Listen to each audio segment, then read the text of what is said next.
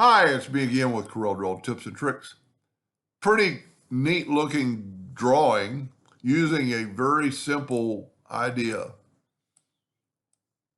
Underneath your polygon tool, you have either basic shapes or common shapes. In earlier versions, it was called basic shapes. In later versions, it's called common shape. And you have a heart shape. Hold down the control button and make a heart. Let's make it not quite so big. Now, Control D and make a duplicate and rotate it from this edge a certain degree, but not going past here. And we want something divisible by 360. So we're going to go 20 degrees. And you get that shape right there. Matter of fact, you get three shapes. But we're going to go with this because of the fact when you do that on that part, that shape is going to fit into the next shape and so on and so on. So let's take this. I'm going to make this one a little bit different. I'm going to get the interactive fill tool. This time I'm actually going to, I normally don't go, I go with black, but this time we're going to go with a white and try to give it a little bit of, I'm trying to get that tail in. Sometimes it's a little difficult, but that looks pretty good. Maybe add a little bit more white. You can always come over here and drop a white. See, we're too much now. But if we get further away. So let's get away from the blue. There we go. That looks pretty good. Now, Control D and make a duplicate. Double click on the rotation. It's going to maybe be hard to see, but you can click on that node and then rotate it 20 degrees. And if you see what I'm talking about, I did Control D again. Now I'm going to go 40 degrees.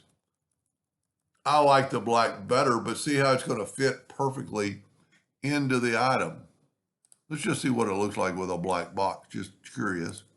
This would be a very good one to clone. Yeah, I don't like that whatsoever. So let's clone it. It's such a simple process. We don't need to.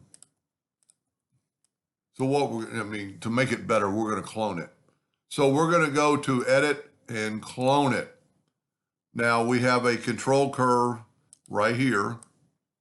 We're going to just move it out of the way, and I'm going to Control D, the duplicate of just the clone curve, and I'm going to rotate it 40 degrees because we've already rotated it. And remember, I didn't like that white whatsoever. But look at this. We're going to take our clone, go back to the interactive fill tool, and now we can change this to black that easily. Of course, the black doesn't show up because there's so much white. Wow.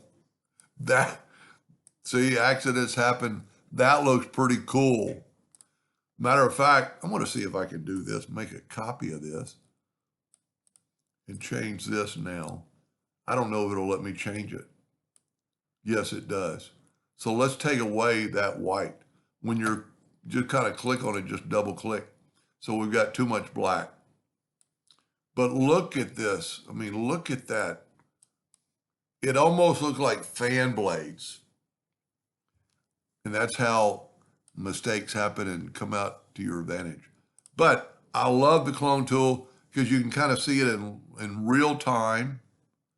And look at that difference. Let's add a little black now to the kind of like the middle. I missed the X or I missed the box. If you don't get inside or on that line, just get that plus sign. That looks really weird. That looks pretty cool. Anyway, play around with that idea. It's a pretty neat effect. Hope that helped. Thank you for watching.